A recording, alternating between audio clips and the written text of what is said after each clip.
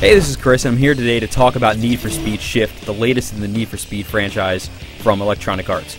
Now, to be perfectly honest, the Need for Speed franchise hasn't been good in recent years, so a couple years ago, EA dispersed the development of the franchise amongst different developers. Need for Speed Shift is the first game to be released under this setup, and it comes to us from Slightly Mad Studios, the guys behind the great GTR series for the PC.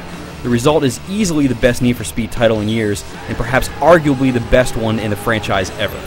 Go, go, go! Have fun!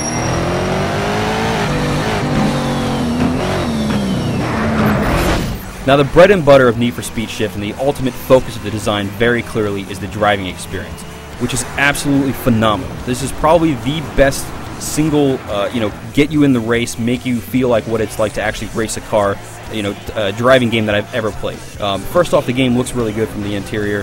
The cars look pretty accurate and all that's great.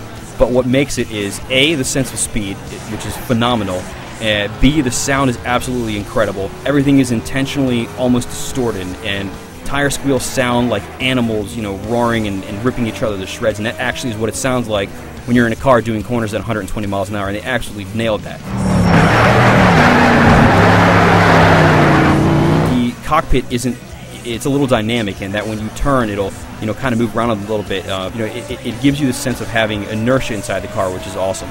Now, the driving presentation wouldn't be anything without awesome tracks to drive on, and you're going to get a whole lot of real-world things here like Laguna Seca, Nürburgring, and stuff like that.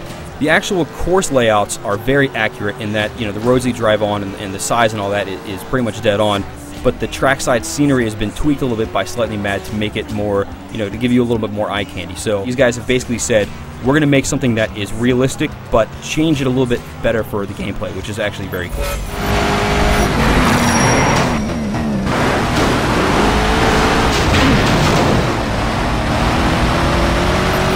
The game, while it is definitely much more simulation heavy than past Need for Speed games, it's still not a complete simulation racer in that the controls are still a little arcadey.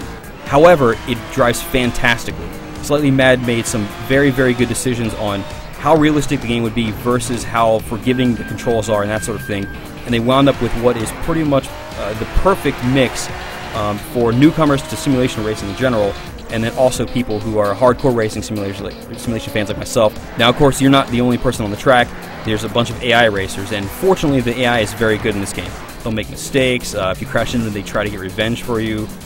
There are rivals that are driving around the track, which are highlighted. You can beat them and get some performance points for, which I'll come back to in a second.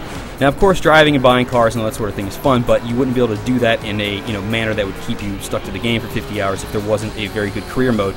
And Need for Speed Shift has very good design ideas in this effect, but there are some missteps that happen when you actually sit down and play through the thing. So the one really cool thing is that pretty much every single thing that you do in the game, you earn something for doing it. So the thing that gets you through the game that earns you more events and things like that are stars. So you can earn 6 stars per race, and then those stars get you to other tiers, which then have other cars you can buy and that sort of thing. While you're racing, you earn performance points, which either go to precision or aggression. It doesn't really matter where they go. The end result is that if you're staying on the driving line, or if you're passing somebody clean, or if you tap somebody while you're passing them, or if you just get a clean lap, or if you're drafting, basically if you are doing anything, you're going to get some points for it, and if you do anything well, you're going to get more points, which is awesome.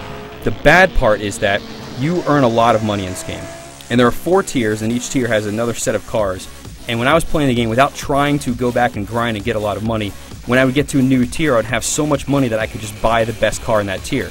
So, there's not really a reason to collect a bunch of cars in this game unless you just want to be a car collector. And, extending on that, which is sort of kind of in the same realm, is that the game is much more, even though you can choose which event you want to go to, it feels more linear than something like Forza or Gran Turismo. So the career feels kind of checklisty. It's like, have I completed this event yet? No, okay, I'm going to race it. Now I've done it, okay, I'll move on. Maybe later I'm going to come back. And, I wish it had been a little more, elongated by making you build up your stable of cars.